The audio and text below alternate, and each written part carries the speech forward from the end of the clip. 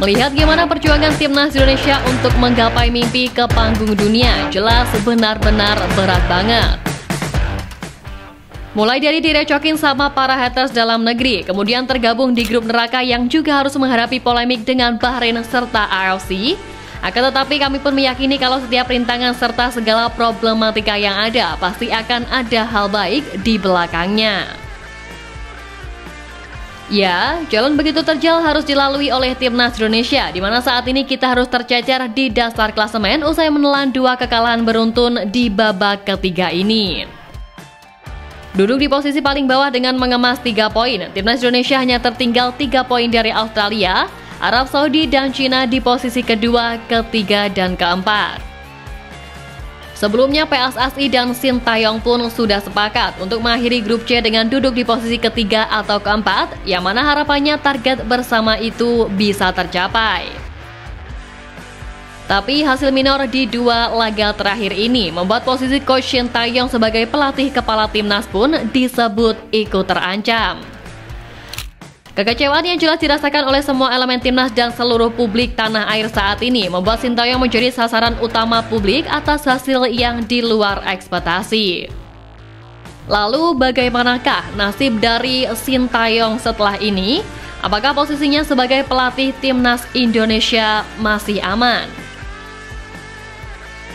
Kepada awak media, Ketum PSSI kita Pak Erick Thohir menegaskan bahwa ia akan bertanggung jawab penuh atas kekalahan telak yang dialami tim Merah Putih.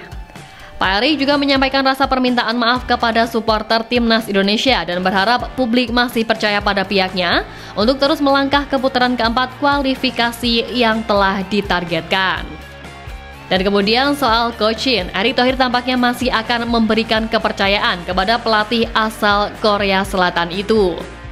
Ini jelas tak terlepas dari komitmen bersama yang telah dibuat dan juga kepercayaan yang masih dipegang di dalam skuad saat ini.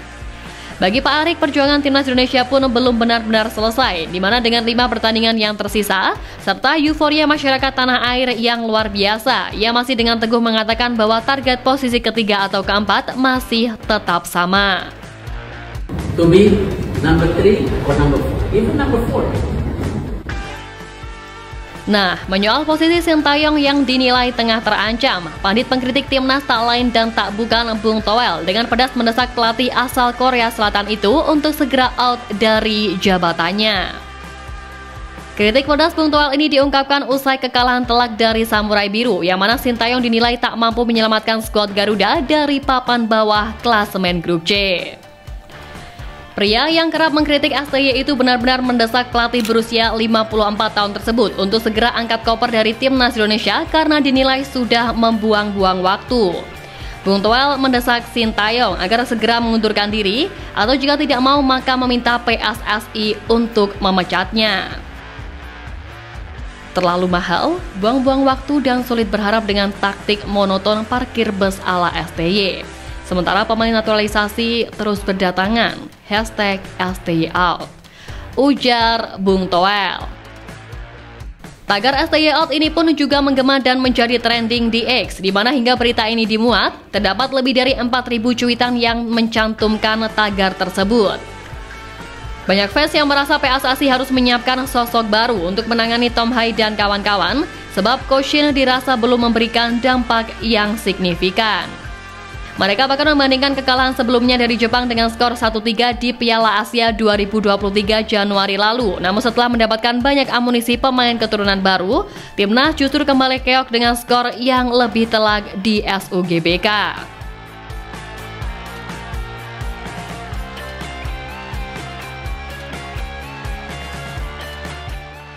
Dan karena santernya desakan STYOut ini, 5 nama pelatih bahkan telah disebut berpeluang menggantikan Sintayong untuk menukangi Marcelino Ferdinand dan kawan-kawan.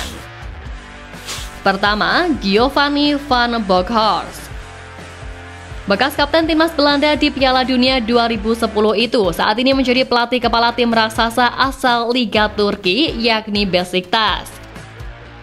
Giovanni van Bronckhorst ditunjuk sebagai pelatih kepala Besiktas per 1 Juli tahun ini dan telah mencatatkan 9 kali menang, 3 kali imbang dan 2 kekalahan dari 14 pertandingan bersama timnya. Darah Indonesia Giovanni sendiri berasal dari Maluku, yang mana sejauh ini 7 gelar telah berhasil dicatatkan olehnya, dengan rincian 5 untuk Feyenoord Rotterdam, 1 untuk Besiktas, dan 1 lainnya untuk Rangers FC. Nama kedua yakni Nigel de Jong. Pelatih keturunan Sulawesi Utara sekaligus legenda timnas Belanda Nigel de Jong jadi nama kedua yang layak dipertimbangkan PSSI jika Sintayong diganti. Saat ini bekas pemain AC Milan dan Manchester City ini menjabat sebagai Direktur Olahraga Timnas Belanda per 4 Januari 2023. Kemudian nama ketiga adalah John Heitinga. Menjadi nama yang layak untuk dipertimbangkan. Bekas back andalan Timnas Belanda ini sukses berikan gelar untuk Ajax Amsterdam U19. Karir kepelatihan pelatih yang memiliki darah Indonesia dari Jakarta itu sejauh ini yakni menjadi pelatih kepala tim profesional ketika ditunjuk sebagai juru taktik interim di Ajax Amsterdam.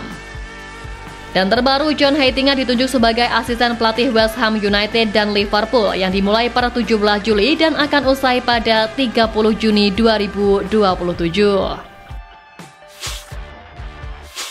Nama keempat adalah Ruud Gullit. Bekas legenda timnas Belanda di era 1980 dan 1990-an ini sekarang masih menganggur setelah terakhir kali menjabat sebagai asisten pelatih timnas Belanda pada 6 Juni sampai dengan 30 November 2017 lalu.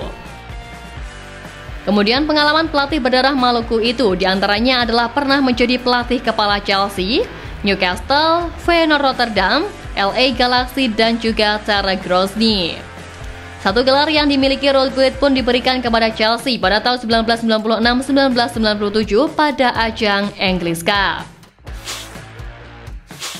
Kemudian di nama terakhir ada Robin van Persie. Bekas striker Manchester United dan Arsenal ini sekarang menjadi pelatih kepala di SC Heerenveen.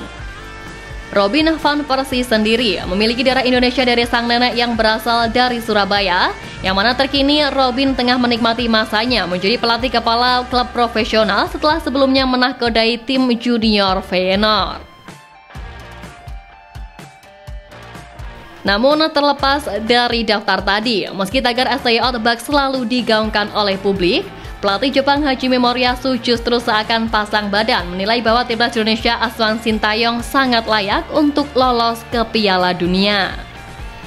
Meski timnya berhasil mengalahkan tim Garuda di laga kemarin, Moriyasu menyebut bahwa Sintayong sudah berupaya keras mempersiapkan tim dengan begitu baik di tengah waktu yang sempit.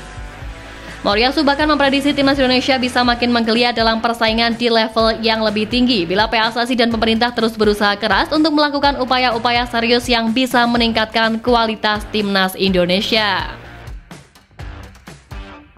Saya rasa pelatih Sintayong sudah melakukan tugasnya dengan baik di tengah sempitnya waktu untuk melatih skuad, kata Moriyasu dalam konferensi persnya. Maka dari itu, terlepas dari apapun, sejatinya kita sebagai fans juga harus sadar kalau timnas kita ini memang belum selevel sama tim-tim kuat Asia di luar sana. Boleh berekspektasi, tapi jangan lupa sama realita. Kalau kita ini masih di ranking ke 130 dunia, yang mana sekaligus ranking terendah di grup C ini. Ya, terlepas dari hasil yang ada, ayo kita semua sama-sama berdoa. Semoga setelah ini 5 laga sisa dapat benar-benar dimaksimalkan oleh skuad Garuda demi paling enggak finish di posisi keempat klasemen.